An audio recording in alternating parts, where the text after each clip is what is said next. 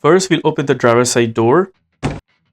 Right where the steering is, underneath the steering is a hood latch that needs to be pulled out. Once the latch is pulled, you will notice the hood losing its grip.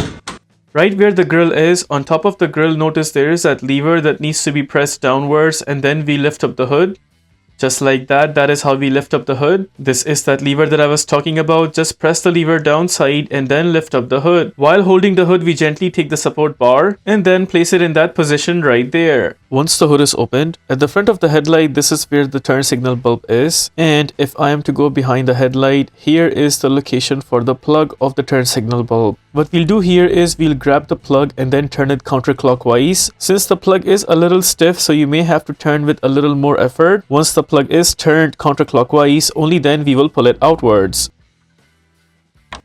There we got the plug along with the bulb taken out. To take out the bulb, what we'll have to do is we'll grab the bulb and then pull it outwards. There it is. That is how the bulb is taken out. Now in my case, the bulb is good, so I'll be installing it back. But in your case, if you have a new bulb and you want to install it back, it doesn't really matter if it's this way or the other way around. Both ways are perfectly fine. We'll just go ahead and punch in the bulb inside the plug and then press the bulb down until we hear a clicking sound.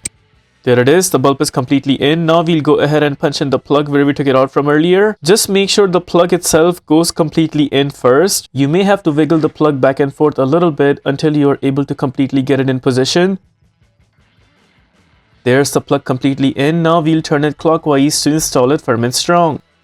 There it is. With that, we are done with the replacement of turn signal bulb. This was the driver's side headlight, but the similar process also applies for the passenger front as well. Now suppose you want to close the hood back. Just lift the hood upwards and then take out the support bar. We put it back to its place. We lower the hood up until the middle, and to close the hood properly, we will leave the hood from the middle with a slight push.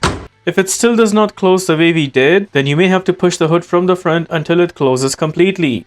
If this video helps you in any way, please consider liking this video and subscribing to our channel.